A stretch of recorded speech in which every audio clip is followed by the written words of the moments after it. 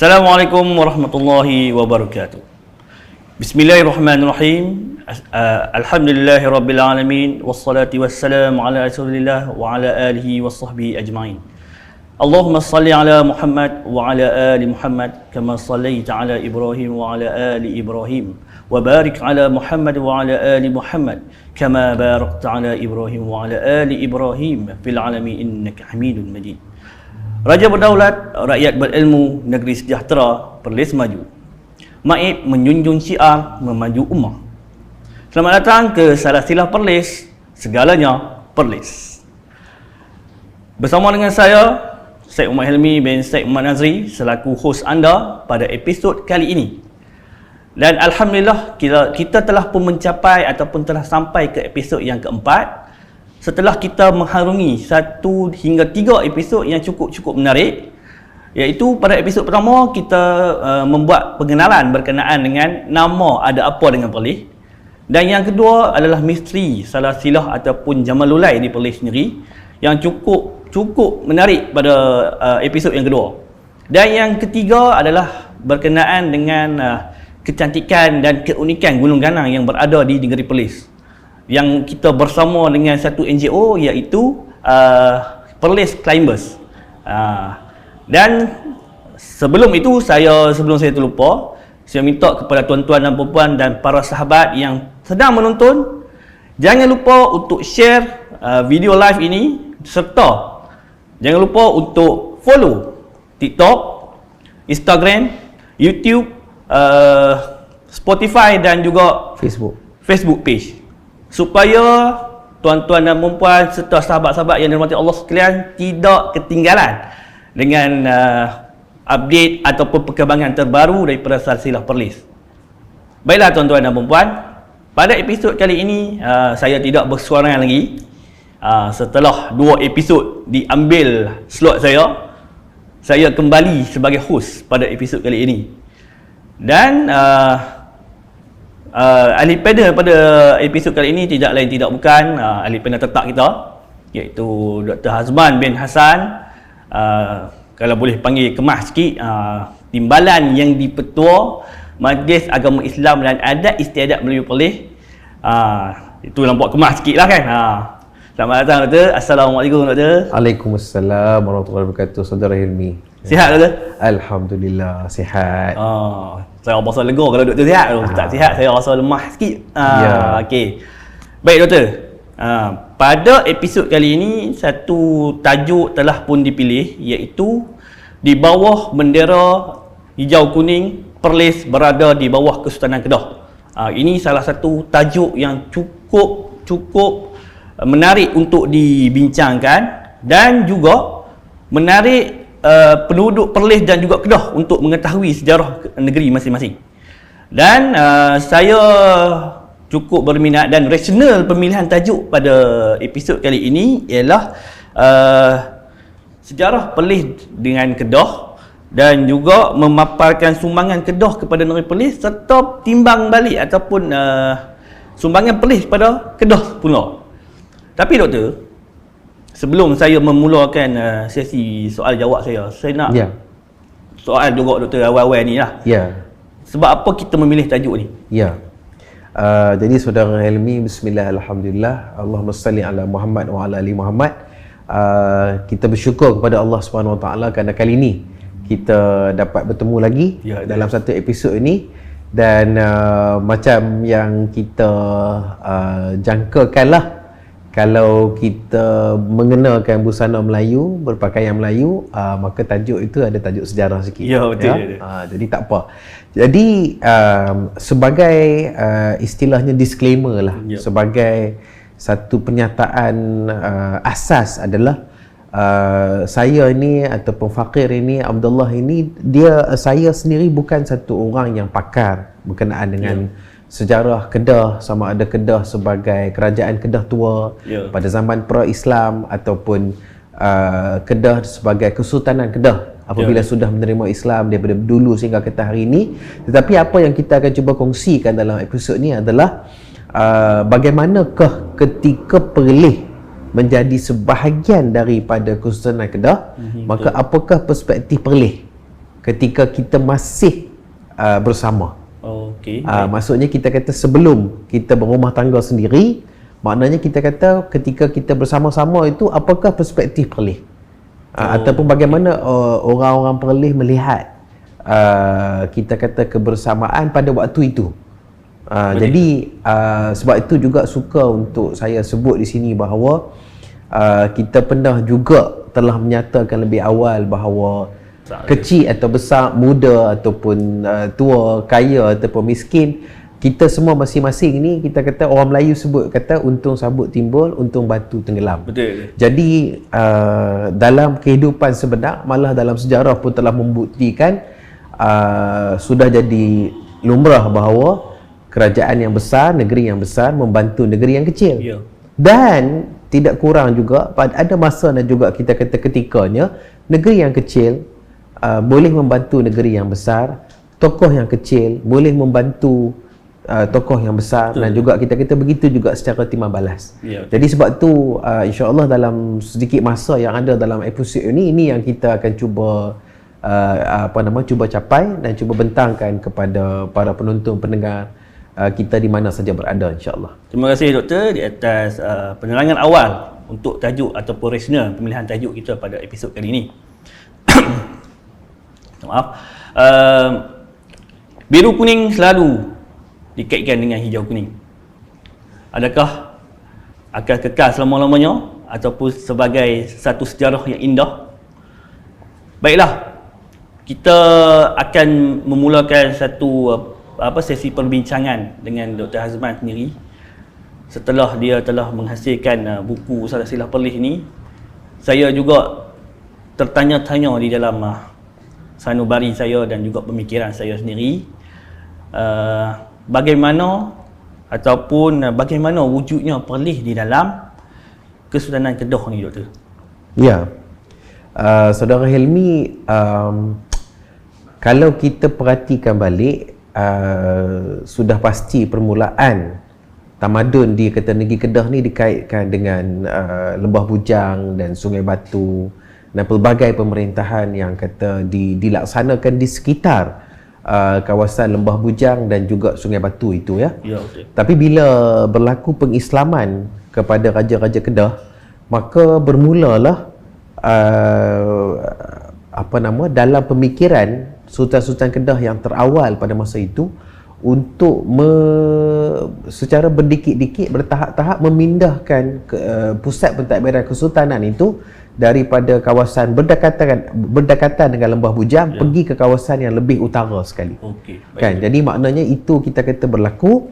Dan saya mohon izin untuk membacakan beberapa muka daripada buku yang ditulis oleh Allahyarham Datuk Yazid Mat, yang juga bersama-sama dengan Cikgu Ahmad Ismail. Kalau kita boleh bacakan beberapa perenggan dalam kata buku ini, dia kata macam ni, ya. Dia kata selepas sesuku abad ke-14 sehingga awal abad ke-17 Masihi, ya, terdapat 7 generasi Sultan Negeri Kedah yang bersemayam di Kota Siputih dalam daerah Kubang Pasu, ataupun lebih tepat lagi dekat dengan Pekan Tunjang. Tunjang di Kedah. Tunjang di Kedah, berarti daripada selepas Arau kita menuju ke selatan, kita akan jumpa Jelempuk. Ya, selepas Jelempuk kita masuk ke negeri Kedah, Kok Diang. Selepas Kok Diang kita akan jumpa Siputih dan Tunjang dan seterusnya. Ya. Kan? Okey. Baik, Kota Siputih adalah kira-kira 3 batu saja jaraknya dengan sempadan negeri Perlis sekarang. Ya. Dan lebih kurang 18 atau 19 batu sahaja dari kota tersebut melalui anak-anak Sungai Perlis ke pantai Kuala Perlis. Maka sebab itu di selatan Perlis ataupun di kawasan Jelempuk itu ada sebuah kampung yang nampaknya memaparkan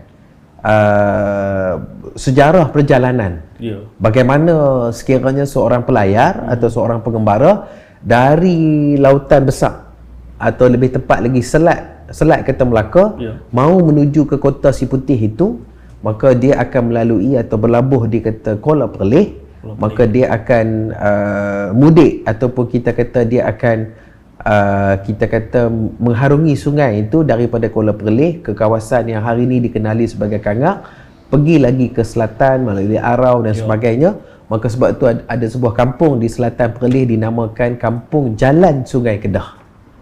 Sebab apa nama Jalan Sungai Kedah? Jadi dia mengisyaratkan itulah jalan sungai untuk pergi ke negeri Kedah, pergi ke pusat pentadbiran kerajaan ataupun Kesultanan Kedah. Kota Siputih lah maksudnya ke situ. Betul. Ke Kota Siputih pun boleh, ke Kota Setar pun boleh. Tapi maknanya kita kata yang lebih dekat lagi, yang lebih terus sampai itu adalah Kota Siputih. Tadi doktor ada sebut 7 orang. Ya. Sultan yang bersemayam di Kota Siputih kan? Ya. Saya nak tambah sikit lah maklumat yang doktor ni. Betul. Okey. Silakan. Apa yang saya baca di dalam banyak-banyak sumber yang saya dapati, ada 7 orang yang doktor kata tu bermula dengan Sultan Ibrahim Shah dahulu. Ya. Tapi tahun tu saya lupa nak catat tadi. Ya. Dan yang kedua Sultan Sulaiman Shah. Betul. Ketiga Sultan Ataullah Muhammad Shah 1. Ya. Dan yang keempat Sultan Muhammad Jiwa Zainal Abidin Shah 1. Ya, Zainal Azilin. Oh, Zainal Azilin silap. Ya. Silap eja mungkin kita silap ejaan sikit ya. ni. Dan Sultan Mahmud Shah 2, Sultan Muzaffar Shah 2 dan yang terakhir ini special sikit doktor. Ya. Sultan Sulaiman Shah 2 yang dikabarkan bukan mangkat di Kota Siputih. Ya. Tapi mangkat di Aceh, tak silap saya lah. Ya. Oleh kerana baginda ketika itu Aceh datang menyerang Kedah dan sampai ke Kota Siputih dan menawan baginda dan keluarga diraja dan berapa banyak rakyat, dan dibawalah mereka itu pergi ke Aceh sehingga baginda mangkat di sana. Jadi maksudnya kita kata sangat lama ya. Ini menunjukkan jarak ke laut dari Kota Siputih melalui Sungai Perlis adalah lebih dekat lagi daripada melalui anak-anak Sungai Kedah. Perjalanan darat melalui sungai dan keluar masuk dari laut adalah lebih menguntungkan melalui Kuala Perlis daripada melalui Kuala Kedah ke Kota Siputih.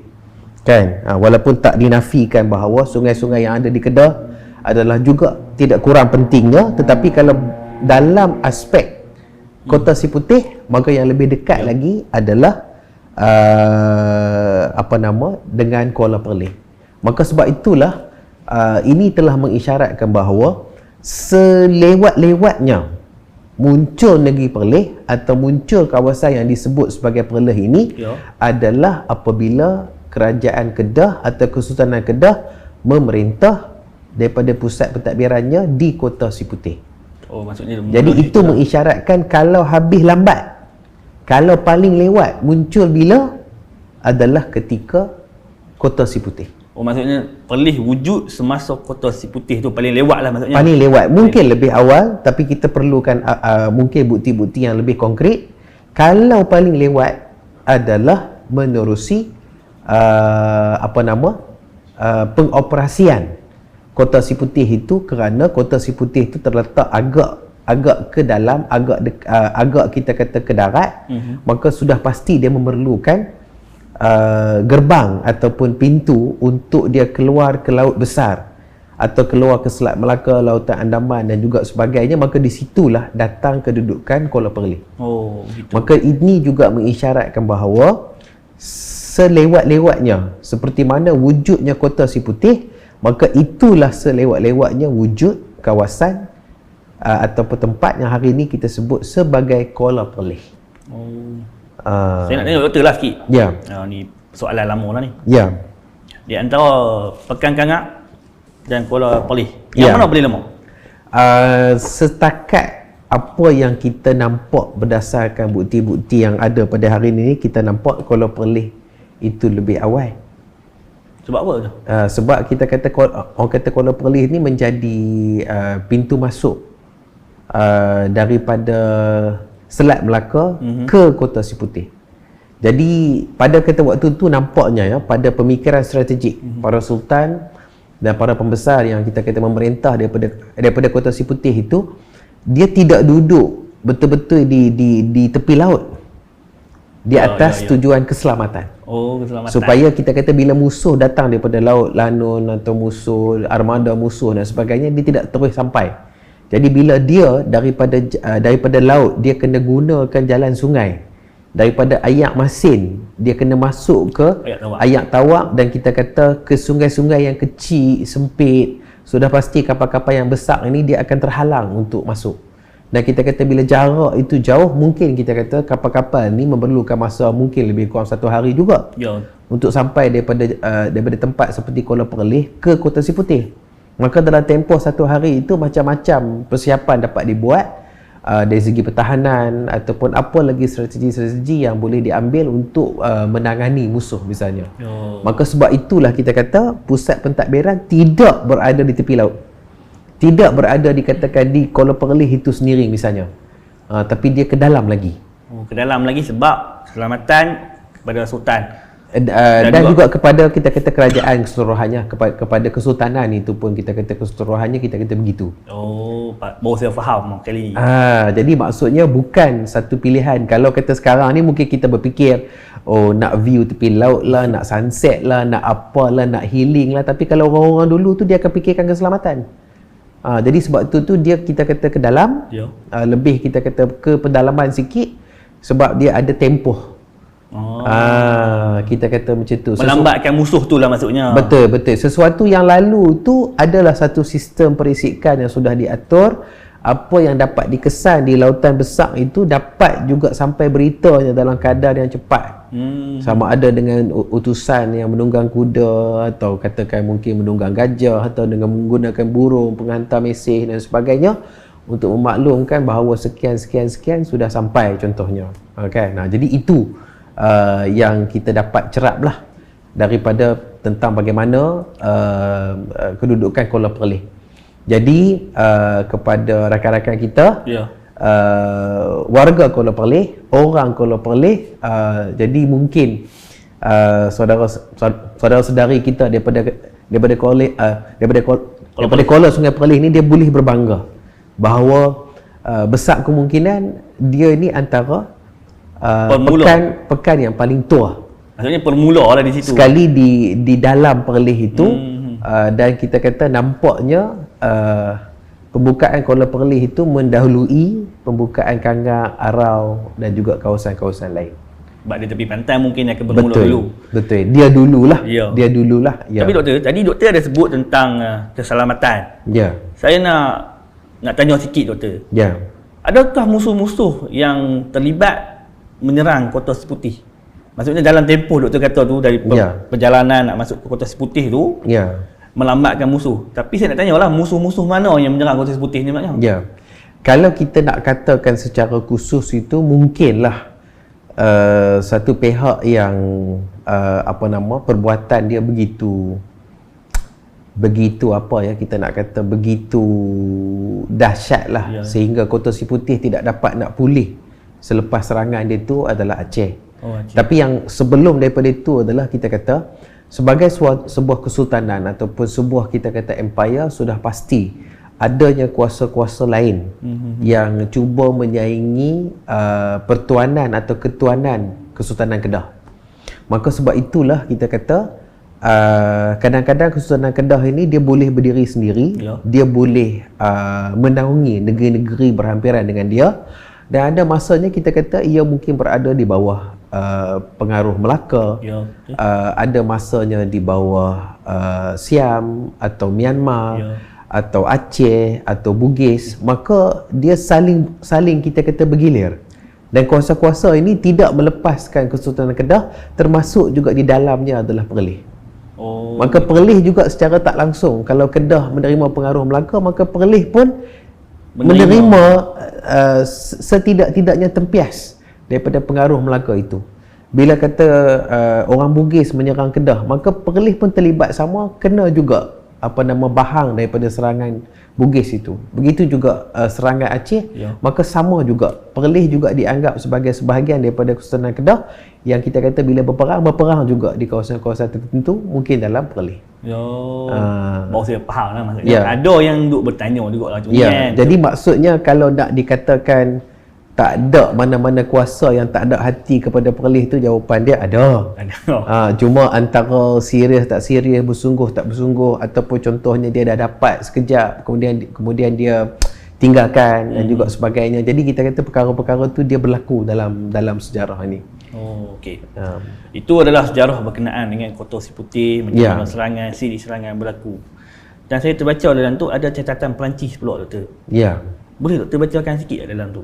Okey, berkenaan dengan catatan Perancis ini, dia ada suatu kaitan dan kaitan ini maksudnya lebih kepada lebih kepada catatan daripada pelayar Perancis di Beliau yang waktu tu dia sampai ke Kedah dalam keadaan Kedah ni baru menghadapi serangan Aceh, dan dikatakan pada waktu itu apa yang berlaku adalah Kuala Perlis telah dibakar. Kota Kuala Perlis telah dibakar. Penempatan Kuala Perlis itu telah dibakar. Okey. Berlakunya kebakaran besar, ekoran serangan Angkatan Perang Aceh yang ni berlaku pada zaman Sultan Sulaiman Shah Turin. Oh, yang tadi tu yang telah yang kita kata almarhum itu telah ditawan dan akhirnya sampai mangkat di Aceh tu. Ya. Jadi maksudnya disebutkan bahawa masa perjalanan daripada Pulau Langkawi ke Kuala Perlis mengambil masa 2 hari menggunakan peru. Jadi kalau hari ni kita gunakan boat express untuk sampai ke Pulau Langkawi mungkin sejam saja. Ya.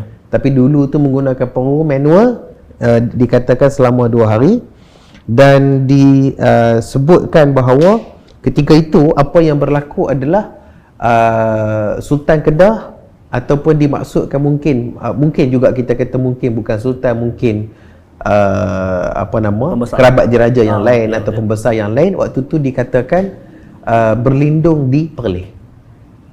Itu kita menunjukkan bahawa Perlis juga menjadi medan kepada pertempuran dalam persaingan antara kuasa-kuasa asing ini dengan Kesultanan Kedah.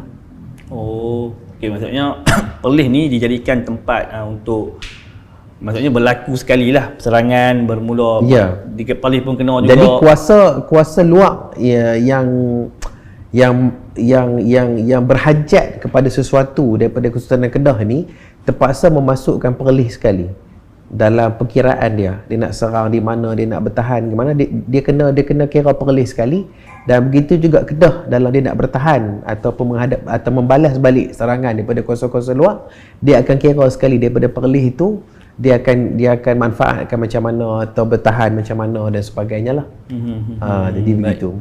Ya. Tadi kan daripada Kota Seputih dia bergerak turun serangan, Ya. serangan berlaku terhadap Kota Seputih sampailah Sultan Sulaiman ditawan bawa Ya. ke Aceh.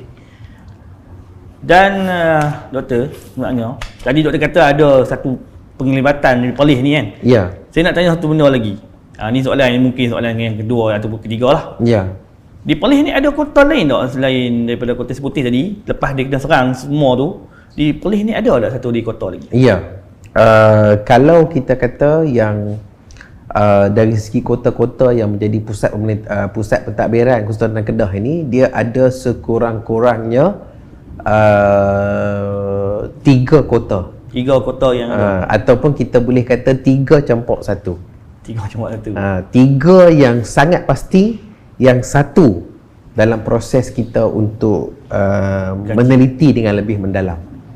3 yang sangat pasti itu, pertama sekali adalah Kota Sena yang menjadi asas kewujudan Kangak. Yang kedua lagi adalah Kota Inderakayangan 1. Sebab ada 2 kota yang menggunakan nama Inderakayangan. Maka sebab tu disebut, yang kata bagi yang pertama muncul itu disebut Kota Inderakayangan 1, dan yang muncul kemudian tu disebut Kota Inderakayangan 2. Ya. Satu daripada kota yang terakhir yang dikatakan muncul di Perlis ini merupakan hasil kajian daripada yang berbahagia Dr. Ibrahim Bakar Langkawi, yang juga Presiden atau Pengerusi Persatuan Sejarah Malaysia Cawangan Kedah. Ya. Menurut beliau atau pegangan beliau adalah di Perlis ada satu lagi kota dalam Kesultanan Kedah, iaitu disebut Kota Palas. Walau bagaimanapun apabila hipotesis beliau ini masih dalam kajian kita berada dalam keadaan yang disebut macam tawakuf lah. Ya, tahu. Maksudnya tawakuf dalam erti kata kita tidak menerima sepenuhnya lagi, Ya. dan kita pun tidak menolak bulat-bulat. Maksudnya dia tak ada sumber yang kukuh ataupun Maksudnya kita masih lagi meneliti okey. hujah-hujah yang beliau kita kata kemukakan. Maka sebab itu mungkin pada malam ni kita cuma akan memperkatakan dua kota saja lagi, iaitu Kota Sena dan Kota Indra Kayangan 1. Tadi doktor kata tentang Kota Sena kan? Ya. Macam mana Kota Sena tu dipilih sebagai pusat pemerintahan yang baru? Okey. Jadi apabila Kuala Perlis sudah dibuka sebagai pintu atau gerbang jalan laut, ya, lepas tu maknanya daripada Kuala Perlis ada sistem sungai, yang digunakan untuk pengangkutan, ya. Jadi waktu tu Kesultanan Kedah ni kita kata mendapati bahawa Perlis juga memiliki delta ataupun lembangan Sungai Perlis yang nampaknya subur untuk penanaman padi. Maka daripada situ mulalah kawasan-kawasan dalam Perlis diteroka untuk penanaman padi dan diusahakan sungguh-sungguh. Maka sehingga jadilah Perlis waktu tu sebagai salah satu kawasan yang dikatakan jelapang padi bagi Kesultanan Kedah. Antara jelapang padi yang nampaknya awal jugalah ketika sektor itu beralih daripada katakan perdagangan pergi kepada pertanian itu, ya. Dan ketika inilah yang kata kita kita anggap sebab dengan kemakmuran inilah yang mendorong Sultan Kedah selepas itu, iaitu Sultan Muhyiddin Mansur Shah datang ke lebih dekat dengan Kuala Perlis, ke satu kawasan yang disebut Kota Sena. Dan nama Sena itu kekal pada Mukim Sena, dan sekarang ada sebuah Dewan Undangan Negeri dengan nama Sena jugalah. Tapi kita kata Kota Sena ini, dia adalah satu kota yang dianggarkan berada pada hari ini, kedudukannya adalah tepat di Kampung Tok Paduka, maksudnya belakang bomba dan juga Kampung Sena. Betul, iaitu di belakang Balai Bomba Lama Kangak. Ya, ada sebuah perkuburan disebut perkuburan Tok Paduka. Di seberang sungai itu ada Kampung Sena. Kita anggap itulah kawasan yang asas disebut sebagai Kota Sena, dan daripada situlah berkembang menjadi Kangak. Dia sebab dekat dengan sungai mungkin kan? Betul. Timbul kota di situ kan? Betul. Jadi maknanya kita kata kita kena anggap sungai Perlis pada masa itu lebih besar lagi, di kawasan itu lebih besar lagi untuk dimasuki oleh pelbagai tongkang atau kapal ataupun perahu dan sebagainya, yang kita kata berlabuh di situlah. Maka daripada Kota Sena itu akhirnya berkembang dan wujudlah Kangak yang hari ini dianggarkan sudah mencapai lebih kurang 300 tahun lebih. Dia lagi muda daripada Kuala Perlis tadi kan? Dia lebih muda daripada Kuala Perlis, betul. Kuala Perlis 500 betul? Menuju ke arah tu lah, menuju ke arah tu. Baru nak menuju ke arah tu. Dan maksudnya kita kata kalau paling lewat pun begitu. Okey. Baik. Ya. Itu Kota Sena ni doktor terang secara terperinci lah. Ya. Ni kita nak stop Ustaz pasal bincang pasal kota-kota ni Ustaz. Betul. Nak masuk segmen lain pula tu. Betul. Segmen dia macam biasalah, macam dalam podcast kita ada segmen satu segmen yang cukup menarik lah untuk orang Perlis, orang Kedah, orang Penang lah. Ni cukup minat ni orang nak cakap ni, iaitu dialek Perlis. Dialek Perlis atau pelek Perlis ataupun pelek Perlis lah. Nak tambah satu lagi lorak. Lorak Perlis. Okey. Tapi malam ataupun episod kali ni kita pilih satu perkataan yang berkaitan dengan kejiranan, iaitu berkira sama. Dan macam mana kita nak ajar? Okey. Berkira tu macam kita kerja BERKIRASAMA, nama jarak sikit. Dia tak bergabung macam kerja sama. Berkira sama, dua perkataan. Ya. Dua perkataan. Tapi apa maksud berkira sama ni doktor? Ya. Dalam konteks Perlis ataupun bahasa Perlis atau dialek Perlis, berkira sama adalah satu ungkapan yang digunakan bahawa untuk menggambarkan sejauh mana boleh berbincang, boleh berunding, boleh berpakat, boleh menyelesaikan konflik, dan boleh bekerjasama. Dia maksudnya macam kerjasama juga kan? Selalunya kita kata kira ni kira dengan angka-angka, tapi ada perkataan sama. Berarti bukan satu pihak, berarti ada lebih daripada satu pihak. Jadi berkira sama ni adalah sejauh mana kita boleh berbincang, bermuzakarah, bermusyawarah untuk mencapai suatu kompromi. Ya. Jadi kalau kita perhati balik, saya anggap itulah antara falsafah lah di sebalik berkira sama tu. Oh. Jadi maknanya dia kalau kerja tu kita dah usaha, tapi kita kata berkira sama ni mungkin dia bermaksud dalam tempoh perbincangan tu. Dalam tempoh berunding tu. Maksudnya berkira sama tu berunding antara seorang dengan seorang ni lah maksudnya. Ataupun seorang dengan kita kata banyak pihak, atau banyak pihak dengan banyak pihak yang lain juga kita kata berunding untuk menyelesaikan konflik, menyelesaikan masalah, menyelesaikan dakwaan, tuntutan dan sebagainya. Tapi maknanya konteksnya adalah dalam konteks perlih lah. Betul. Kan? Nama follow up balik kan? Ya, betul. Tapi betul lah doktor bagi tahu maksud. Ya. Tapi nak kena pasal buat ayat juga. Oh, mestilah tu, tak boleh lari lah. Tu benda wajib. Sungguh. Lawan ni nak saya buat dulu kan tak buat dulu? Ikutlah. Ikutlah. Tu dia ada bagi kita dulu, tak apa lah, kita buat dulu lah. Ya. Okey. Saya akan buat ayat yang maksudnya pasif, bukan ayat aktif. Ayat aktif doktor kena buat ayat aktif. Maksudnya berkira sama, saya buat yang berlawanan dengan tu. Ya. Contoh ayat yang boleh saya buat iaitu kawan depan rumah aku tu tak ada berkira sama langsung. Duk aja nak bertojeng dengan kita nak hari. Penat kita. Lebih kurang ayat macam tu lah saya kata. Ya. Doktor kena buat ayat aktif. Maksudnya benda yang baik, saya buat benda yang ni sikit. Ya. Jadi kalau ayat saya ni mungkin boleh berbunyi, kalau lah Pak Jamil, Pak Jamil Mak Mila, ya, dengan depa-depa tu malam ni juga aci kami nak berkira sama dengan depa. Sebab apa? Depa tu orang baik tak ada dah. Payah jumpa lagi. Maknanya kita kata Pak Jamil dengan isteri dia, keluarga dia tu adalah sangat baik, sangat beriman. Jadi maknanya kita kata senang nak kita kata berunding apa semua tu, yang kata aci malam ni juga. Bukan esok, bukan tunggu katakan esok lepas subuh, lepas sarapan, kalau boleh malam ni juga. Nak bagi jadi benda yang baik tu. Tu ayat doktor kan. Okey. Saya nak tambah satu je ayat. Ya. Saya kembalikan kepada ayat aktif. Ya. Contohlah saya buat ayat. Surah sunnah ni senang berkira sama. Alhamdulillah.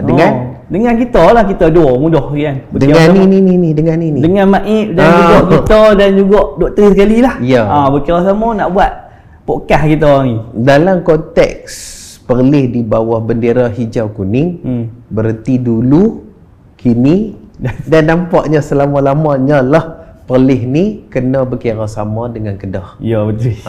Sama ada kita ada perbezaan, kita ada perkara yang tidak kata bersetuju, kita perlu hidup berdampingan, kita kena hidup bersama dan kita kena berkira sama lah. Kan? Mungkin ada apa-apa perasaan ataupun apa, itu biasalah. Adik-adik beradik, seibu sebapak pun berkelahi juga. Betul. Sedangkan lidah lagi tergigit, ini kan pula suami isteri, kata-kata Piramli. Tapi maknanya sebagai jiran tu memang sudah patutnya kita berkira sama. Tambah pula kita sama agama, kita sama bahasa, kita sama budaya, dan kita pula kedudukan kita bersebelahan. Tak jauh pun maknanya. Ya. Jadi apa nama itu dalam konteks dialek Perlis kali ni. Okey, tu dialek Perlis. Ya. Maksudnya setiap episod akan ada dialek Perlis. Berdasarkan ni lah tajuk dan juga sesi perbincangan kita. Baik doktor. Jadi tentang dialek Perlis. Ya.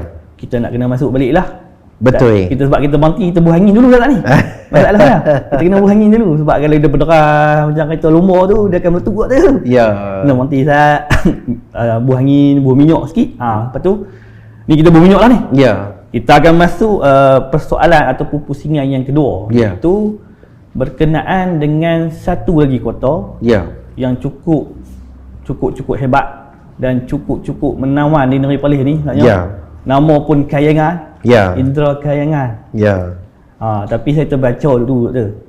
Nama Indra Kayangan ni disebutkan oleh Sultan Dwayne juga, tak silap saya. Dwayne Mukarram Shah I yang mengatakan istana Kayang ni ibarat kayangan di kawasan-kawasan tu. Sebab mungkinlah berada di kawasan Bukit Kubu lah ni, dipanggil sebagai Bukit Kubu mungkin lah. Saya tak tahulah dulu kan. Dia dikatakan ibarat kayangan. Tapi doktor, nama Indra Kayangan I di bawah kepimpinan Sultan Dwayne Mukarram Shah I, macam mana ataupun Macam mana Kayang tu saya sebut dah tadi. Ya. Kayangan tu dapat. Tapi Ya. macam mana pemilihan penamaan tu berkekalan terus sampai tu? Ya. Mungkin dari segi nama tu kita tidak dalamkan malam ni. Cuma kita anggap kata itulah asal mula. Ya. Pada tahun-tahun pembukaan kota itulah asal mula timbulnya perkataan Indra Kayangan. Tapi maknanya kenapa ataupun bagaimana tu mungkin kita ada episod-episod yang lain untuk memperkatakan. Tetapi pengasas kepada kota Indra Kayangan ni adalah tak lain tak bukan adalah anak anda kepada pengasas Kota Sena tadi. Kalau tadi Kota Sena dibuka oleh Sultan Muhyiddin Mansur Shah, Ya, betul. maka anak anda baginda Sultan Diauddin Mukarram Shah I membuka kota Indra Kayangan yang lebih lagi hampiak ke Kuala Perlis. No. Jadi maknanya kita kata daripada Kota Siputih sudah berada macam di tengah-tengah negeri Perlis, yang ni menuju lebih ke barat. Tinggal 1-2 kilo saja lagi Berhampiran dengan laut daripada laut Kuala Perlis itu. Kan? Jadi apa yang berlaku adalah di Kota Indra Kayangan ini baginda telah memperkenalkan misalnya mata wang kerajaan dan kita kata baginda juga telah memperkenalkan undang-undang Kedah yang disebut sebagai Tembera Datuk Seri Paduka Tuan. Boleh ulang ayat tu? Boleh Kan? ulang balik tak? Undang-undang Kedah yang disebut sebagai Tembera Datuk Seri Paduka Tuan. Ya, dan di dalamnya ada pelbagai hukum hakam. Ada pelbagai peruntukan tentang macam-macam perkara, misalnya tentang perintah untuk menunaikan zakat. Ya, betul. Walaupun sebelum tu di Syaki telah ada perintah-perintah zakat, tetapi bila dia diperundangkan, dia telah dikanunkan dalam kata undang-undang ini, maka itulah dianggap permulaan bagaimana seluruh wilayah Kesultanan Kedah termasuk juga Perlis mula secara besar-besaran mensyiarkan hukum hakam seperti zakat misalnya. Kemudian Sultan Diauddin Mukarram Shah ni juga baginda juga telah menjalinkan hubungan diplomatik pada masa itu, dan baginda telah mengahwinkan puteri baginda dengan seorang putera dari Bugis. Oh, dari Bugis? Ya, betul. Ataupun dari kita kata Makassar, dari kita kata Pulau Sulawesi itu. Dan antara kemajuan infrastruktur prasarana yang baginda laksanakan semasa memerintah daripada kota ini adalah membina atau mengorek sebuah terusan, iaitu sebuah sungai yang dikorek dengan tenaga manusia, tenaga rakyat, daripada kota Indra Kayangan itu pergi ke sungai besar Kampung Cik Madi di sebelah Kedah. Maknanya daripada kota Indra Kayangan di berhampiran Kuala Perlis, merentasi negeri Perlis, dan terakhir ni kita kata dalam kawasan Perlis adalah di Kuala Sanglang.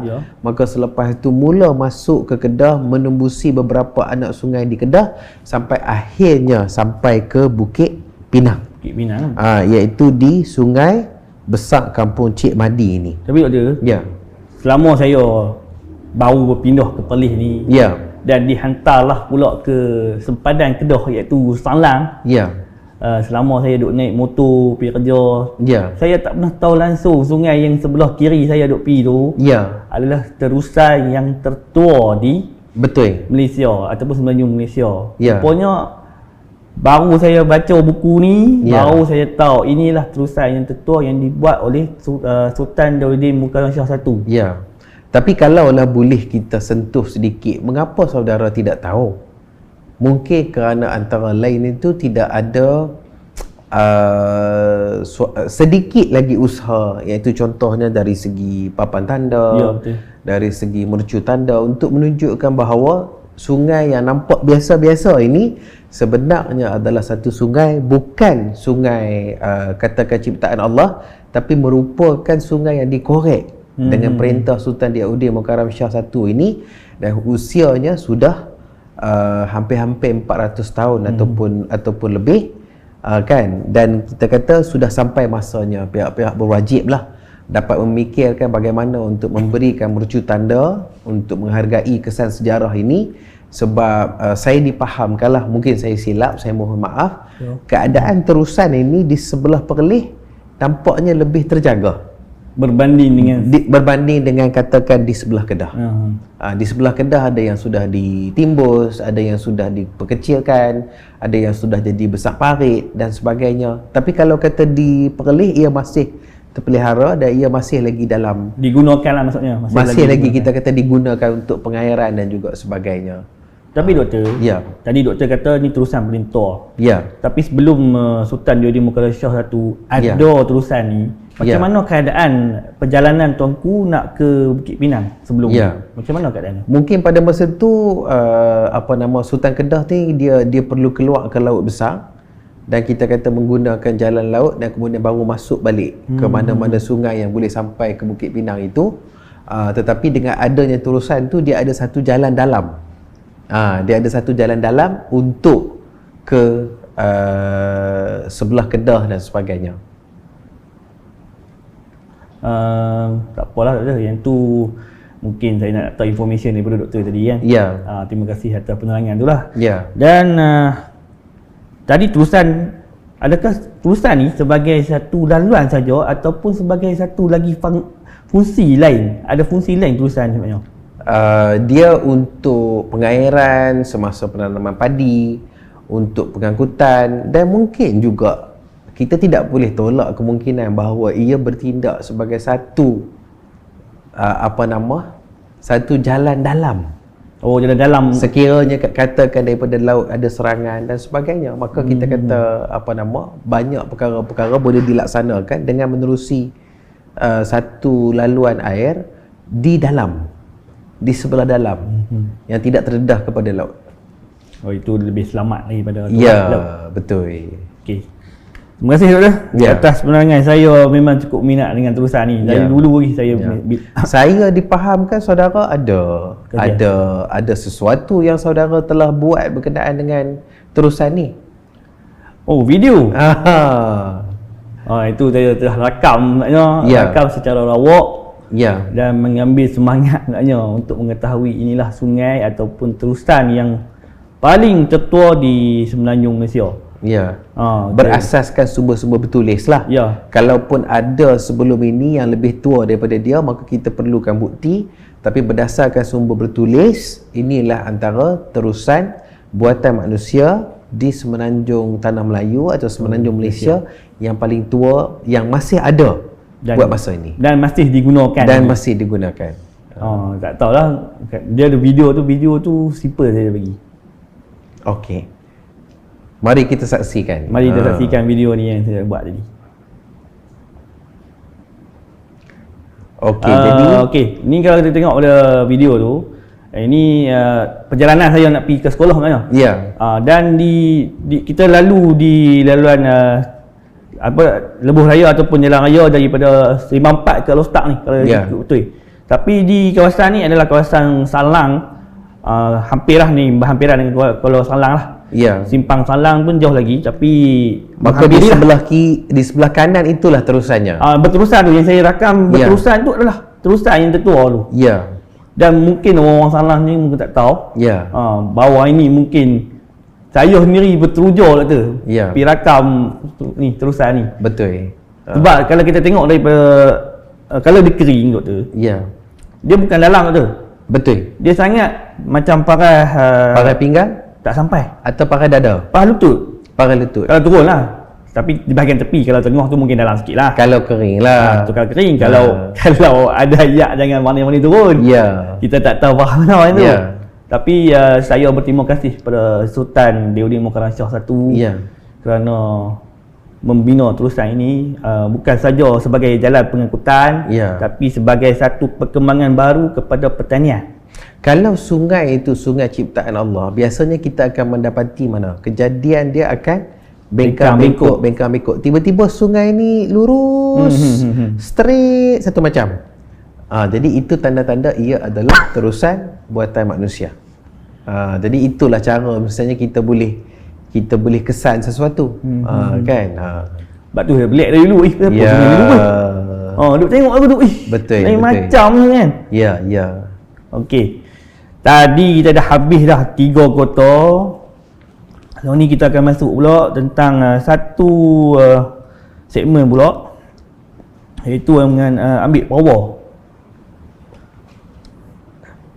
Ambil power. Ya. Tak maaf lah tu. Nak terbatuk banyak orang.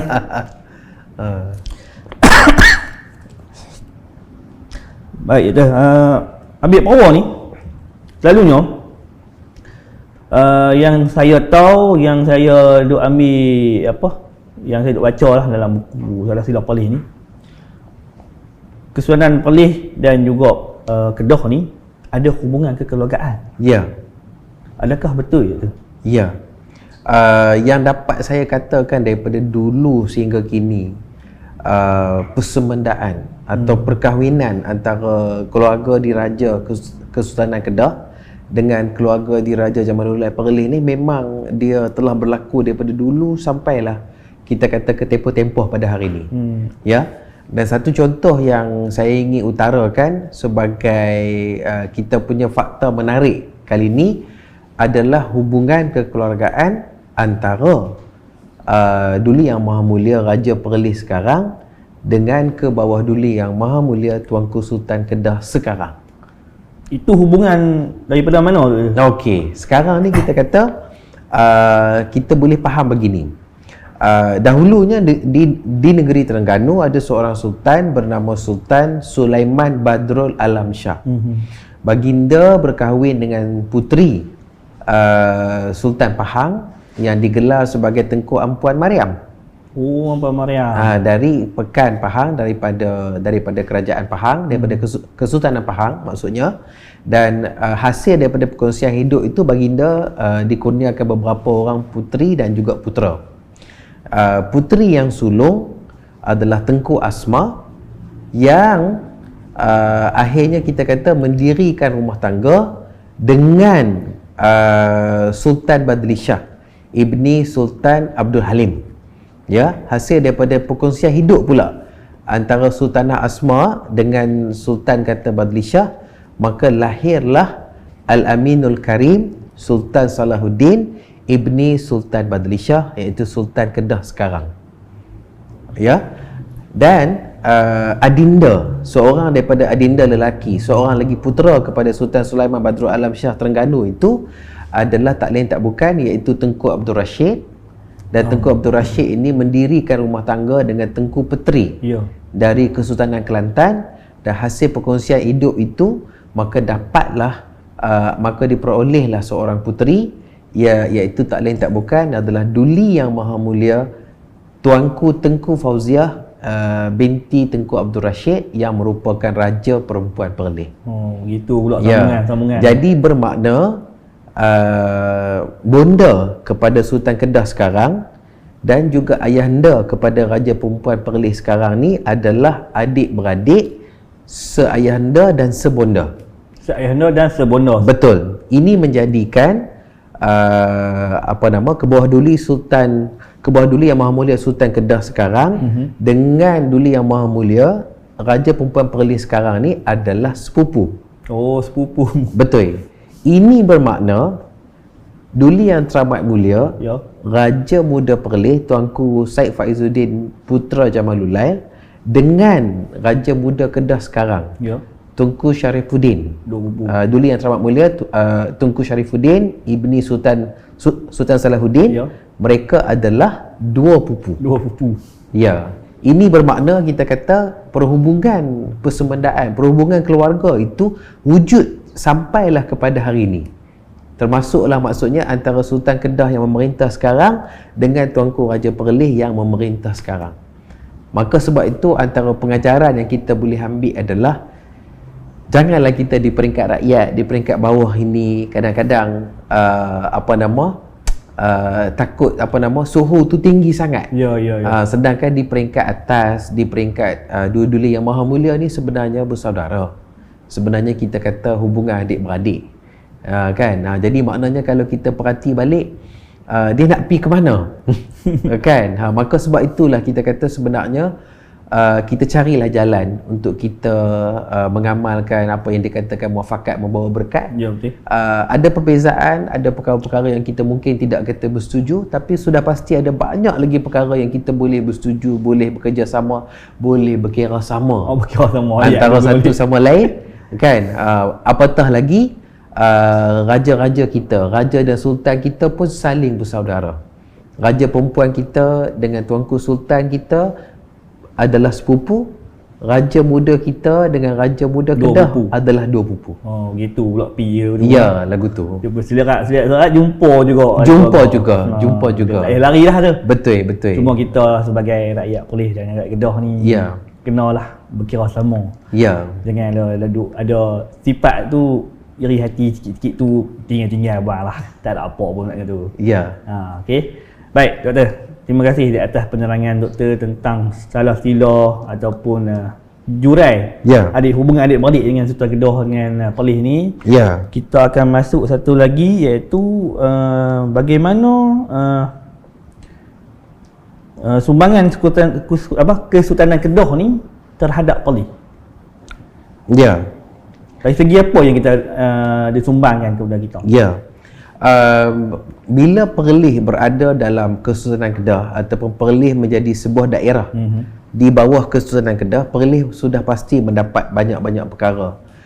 Bagi saya yang pertama sekali, yang paling utama sekali adalah apabila Kesultanan Kedah ini atau Kerajaan Kedah Tua ini menerima Islam, dan kita kata mula berubah menjadi Kesultanan Kedah, maka serentak dengan itu jugalah boleh dianggap masuknya Islam ke Perlis.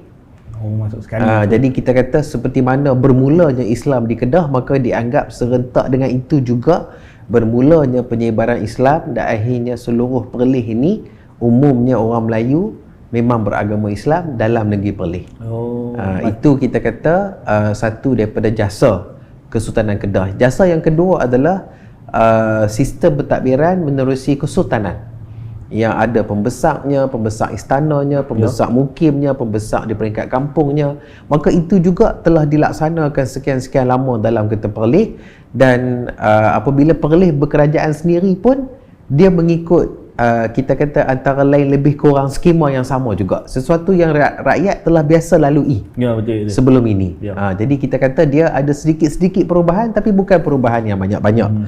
Kemudian antara lain kita ini, bila kita menggunakan dialek Perlis adalah sebenarnya suatu hybrid daripada dialek Kedah. Ya, jadi kita kata di situ kita berkongsi perkara yang sama, dan dialek Perlis ini berasal usul daripada dialek Kedah yang memiliki identitinya dan keunikannya yang tersendirilah. Betul. Kan? Dan begitu juga kalau tadi agama, dialek, sistem beraja, sistem pentadbiran, begitu juga dari segi budaya, kita berkongsi juga perkara-perkara yang sama. Kita, kedua-dua kita ni suka makan nasi, suka makan pulut, suka ada persamaan-persamaan tentang cara kita mengerjakan benda, mengerjakan sawah dan juga sebagainya. Sama, walaupun tidak kita serupa, tapi banyak persamaannya. Jadi dalam pengalaman Perlis di bawah Kesultanan Kedah ini, kita kata Perlis terhutang budi dalam aspek itu kepada Kesultanan Kedah. Ya. Sebab dia sama je kalau kita tengok betul kan. Cuma kadang-kadang slang tu sebagai tempat dia menilai. Cuma keadaannya kita perlu tahulah bahawa dia sama, kadang-kadang tidak semestinya serupa. Mungkin sama tak serupa. Jadi maknanya apa yang sama kita katakan sama, apa yang tak sama kita katakan tak sama, apa yang nampak macam sama tapi tak serupa tu kita katakan begitu. Jadi itu yang disebutlah, kan? Itu adalah sumbangan Kedah kepada Perlis.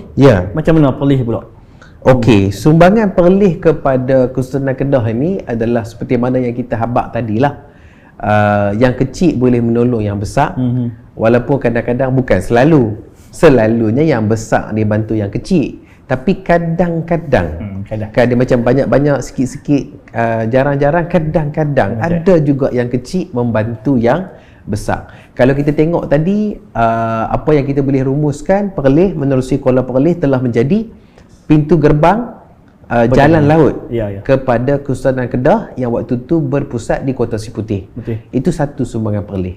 Kedua lagi adalah Perlis sempat menjadi jelapan padi yang mendatangkan banyak pendapatan Sumber makanan maksudnya. Kesultanan Kedah.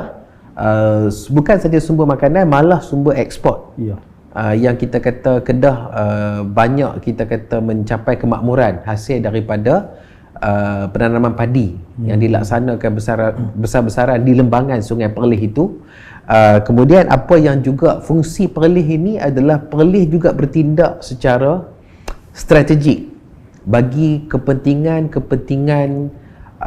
ketenteraan kadang-kadang. Ya.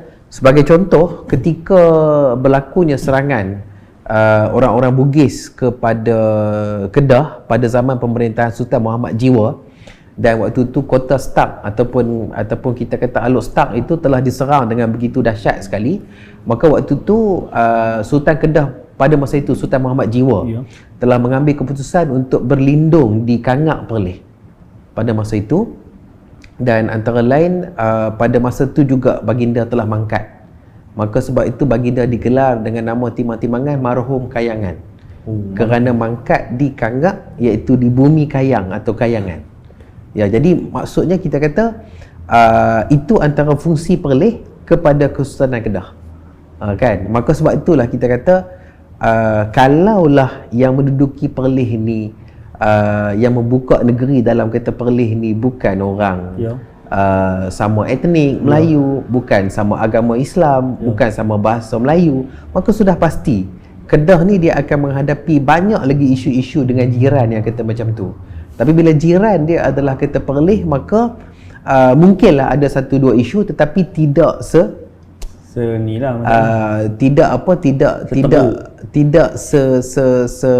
ke seteruk ni? Mungkin tidak separah atau tidak semembimbangkan seperti mana katakan kuasa-kuasa yang lain misalnya. Ya.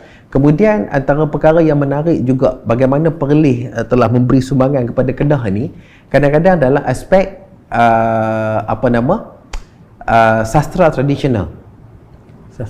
Ya, sebagai contoh hikayat tentang Kedah bernama Hikayat Terung Pipit, ya, telah dicetak berdasarkan apa yang telah dituturkan oleh seorang pujangga bernama Panglima Alimuddin yang tinggal di Batas Liku di Arau. Hikayat itu tentang Kedah, tapi yang menuturkannya sehingga ia dicetak dan dibukukan adalah pujangga dari Perlis.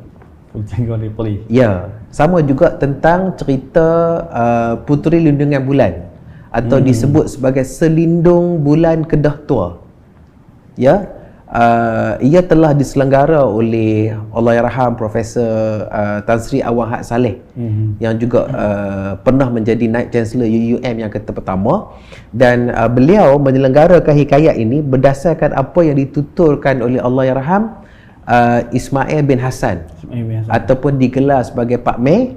Itulah Tok Selampit Perlis yang terakhir, yang beliau ini tinggal di Kampung Nisam di Bintung, Kangak Perlis. Tapi cerita tentang Kedah, tapi dituturkan oleh pujangga-pujangga yang duduk di Perlis. Saya nak selit sikit boleh? Ya. Tadi doktor sebut tentang Puteri Lindungan Bulan. Ya.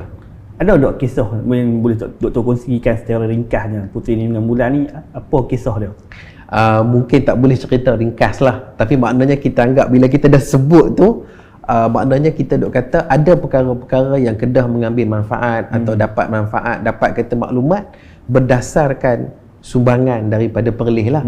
Walaupun kita kata tidak masih ada lagi beberapa sumber yang datang daripada Kedah sendiri, tapi katakan itu antara satu dua sumber dalam sastra tradisional Kedah yang memang dituturkan oleh pujangga-pujangga yang asal dan mendiami negeri Perlis, sebagai sebahagian daripada sumbangan Perlis kepada Kedah.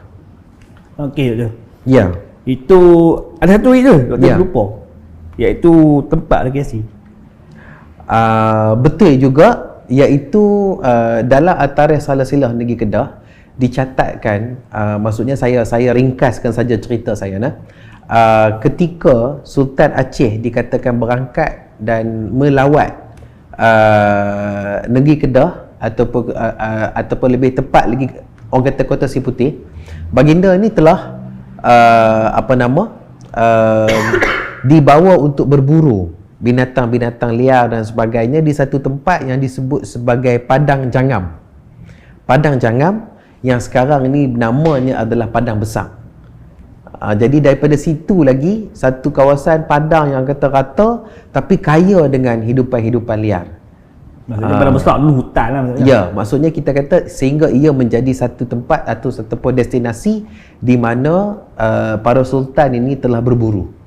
Kan? Dan maka dengan itu dikata disyakilah bahawa dalam proses berulang-alik daripada kota Si Putih ke Padang Besar ataupun Padang Jangam nama asalnya tu, antara tempat berhentinya, tempat persinggahannya adalah Ngulang. Maka sebab tu di atas Bukit Ngulang ada makam seorang pembesar yang dinamakan Tok Perleh. Tinggal di situ, mungkin dia menjaga satu tempat, mungkin pada waktu tu disebut Kota Ngulang yang tidak besar sangat, tapi dikatakan mungkinlah kita kata masa itu raja-raja ni ataupun para sultan tu boleh berhenti berehat ataupun kita kata makan nasi apa semua di situ sebelum meneruskan pemburuan. Kan? Jadi itu kita kata antara sepintas lalu macam mana sumbangan Perleh kepada Kedah khasnya sebagai Kesultanan Kedah lah. Oh, maksudnya secara umumnya kita tengok daripada awal sampai akhir ni doktor telah menceritakan satu persatu macam mana Perleh ni boleh ada dalam Kesultanan Kedah, bergerak ke Kota Si Putih, Kota Senor dan Kinderkayan yang satu. Lepas tu ada pula sumbangan daripada Kedah dan juga Perleh. Sebelum tu doktor, kelaku Perleh kita tak tinggal lagi doktor. Dengan tinggal doktor kelaku Perleh. Okey. Kelaku kali ni kita berkaitan dengan jiran lah. Hidup berjiran, iaitu macam kita Perleh dengan Kedah, iaitu negeri berjiran. Apa saranan doktor dari dalam kelaku Perleh ni kepada kedua-dua buah negeri? Ataupun mungkin lebih tepat lagi kepada kita lah, rakyat Perleh no? Jadi maksudnya kalau kita perhatikan balik, sebahagian daripada tuntutan dalam kata agama kita ni adalah menghormati jiran, berbuat baik kepada jiran. Jadi kadang-kadang kita suka ataupun tak suka, kadang-kadang kita tak boleh nak memilih jiran kita, kan? Jadi kita kena hiduplah berdampingan, hidup bersama dengan baik. Kalau kita Perleh berjiran dengan Kedah, maka dia cubalah untuk menjadi jiran yang baik. Sebaik-baiknya. Perkara-perkara yang mungkin tidak setuju, perkara-perkara yang mungkin tidak berkenan dan sebagainya, itu biasa. Tapi maknanya kita masih lagi perlu hidup kita kata bersama sampai masanya kita perlu tolong-tolong menolong. Kan? Dan kalau kita kata ada apa-apa yang lebih kita masak, kita bagi sikit kepada jiran kita di sebelah rumah. Kan? Jadi bagi saya itu antara sikap yang orang kata terpuji. Yang patut jadi kelaku Perleh. Kalau kalaulah terbenci pun janganlah benci selama-lamanya, sesungguh-sungguhnya, dan kalaulah tersayang pun janganlah sayang itu sampai kita kata menggelapkan mata. Tapi kita perlu fahamlah, kalau disebut Perleh dengan Kedah ni sebagai adik abang, itu kita tidak nafikan. Perleh berasal daripada Kedah, berkembang menjadi sebuah negeri yang tersendiri. Kedah lebih tua, Kesultanan Kedah ni lebih tua daripada Perleh, tua banyak daripada Perleh. Pun begitu tu, kita kena faham bahawa sejak daripada 1843 ni, Perleh ni rumah dia sudah berbeza daripada Kedah dah. Lain lah tu. Jadi kita kata maksudnya permulaannya sama, tengahnya sama, tetapi di tengah ataupun dan di hujungnya sudah pasti destiny masing-masing ni adalah berbeza. Kan? Jadi walaupun abang dengan adik, tapi janganlah abang atau pihak yang lebih tua ni buat macam-macam kepada adik. Kita kena fahamlah bahawa walaupun kita ada perkara-perkara yang kita tidak suka dengan perpisahan dan juga sebagainya, tapi kita kena tahu kata adik tu dah berumah tangga sendiri dah. Jadi kita kena berhentilah daripada buat adik itu macam serba-serbi salah. Macam adik tu gemuk pun salah, dia kurus pun salah, dia diet salah, dia makan banyak pun salah. Dia kata menikah seorang pun salah, dia menikah ramai pun salah. Dia boleh anak pun salah, tak boleh anak mandul pun salah. Jadi maknanya jangan sampai sudah tu kita duk cari salah dia saja. Jadi kita kata kita dia kalau adik kita minta tolong, kita tolonglah jika kita mampu. Dia minta nasihat, kita nasihatlah dekat mana mampu, dan begitu juga sebaliknya. Dan kita hidup bersama secara hormat menghormati. Kan? Dan saya juga di sini saya suka untuk memetik satu contoh yang tak dapat kita tinggalkanlah. Antara lain satu tokoh ataupun sejarawan yang saya dapat berdamping sebagai guru saya, dan dapat kami buat beberapa penulisan bersama ini sebelum beliau meninggal dunia, adalah Allahyarham Datuk Yazid Mat. Datuk Yazid Mat sebelum tu juga berdamping dan juga menjadi co-author, penulis bersama-sama dengan Cikgu Ahmad Ismail ataupun Cikgu Ahmad Tawarikh sebelum itu.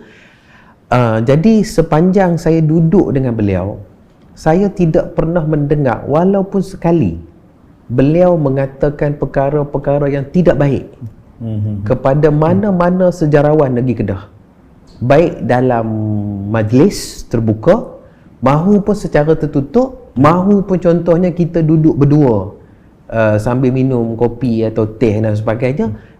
Sekali pun saya tak boleh ingat, walaupun sekali beliau ada mengatakan perkara-perkara yang buruk ataupun negatif kepada mana-mana sejarawan Kedah, iaitu tidak misalnya kepada Allahyarham Datuk Wan Ibrahim bin Wan Soloh, dan tidak kepada Allahyarham Datuk Wan Samsudin bin Muhammad Yusof, tidak kepada katakan Allahyarham Dr. Muhammad Isa Osman, dan tidak kepada katakan Presiden Persatuan Sejarah Malaysia Cawangan Kedah sekarang ni, iaitu yang berbahagia Dr. Ibrahim Bakak Langkawi.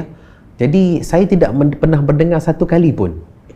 Jadi pada masa yang sama, ketika itu hidupnya Allahyarham Datuk Wan Samsudin bin Muhammad Yusof. Secara peribadi juga, apa yang kita baca dalam tulisan-tulisannya ataupun kita orang kata meneliti, beliau tidak pernah menulis perkara-perkara yang begitu negatif terhadap Perlis. Jadi saya nampak hormat menghormati antara sejarawan dua-dua negeri ini adalah kita nampak sangat mendalam. Jadi sebab itu saya dapat katakan, bagi perhubungan seperti ini, saya bukan saja belajar fakta sejarah daripada sejarawan negeri Kedah, saya juga belajar adab daripada mereka. Dan adab dan kesopanan dan akhlak mereka adalah sangat tinggi. Dan begitu juga diajar oleh sejarawan Perlis kepada saya. Kita kata itu antara perkara yang kita pertahankan. Walau bagaimanapun saya nampak dewasa ini, keadaan ini mungkin sedang dicabar oleh pihak-pihak tertentu yang mungkin dengan adanya media sosial, boleh buat live streaming dan sebagainya, maka apa yang nak dikata, apa yang nak ditulis, apa yang nak diserang, apa yang nak diselak, apa yang nak ditolak, semua ini nampaknya sudah tidak mengikut rentak apa yang telah kita capai persefahaman seperti mana sejarawan yang dulu-dulu. Jadi dalam keadaan tu kita harap kalau boleh tidaklah berlaku apa-apa yang kurang baik. Namun begitu, kalau sampai satu keadaan di mana kita dah ditolak ke dinding, kan? Jadi maknanya pada masa tu kita tak ada banyak pilihan lah. Tapi maknanya asalnya seperti mana kelaku Perlis menyebutkan, kita kena hidup berjiran baik-baik bersama, cuba berbaik-baik dengan kita jiran kita, maka begitulah semangat yang dibawa dalam bentuk perhubungan antara sejarawan Perlis dengan sejarawan Kedah. Dan kadang-kadang kita pun kadang-kadang kita kagum dengan sifat tawaduk yang ada. Misalnya kalau saya nak sebut dalam satu seminar yang ataupun lebih kita tepat lagi tentang seminar polemik sejarah Malaysia yang waktu tu dilaksanakan peringkat negeri Perlis di kata UNIMAP kampus Alam ataupun di kata Ulupau tu, apa yang berlaku adalah ada dua orang pembentang, seorang dari kita kata UKM Dr. Zul Iskandar, kemudian Allahyarham Dr. Supian daripada UM, dan juga saya sendiri, dan juga saya bertindak sebagai kita kata moderator. Waktu tu Allahyarham Datuk Wan Samsudin ketika soal jawab bangun bertanya.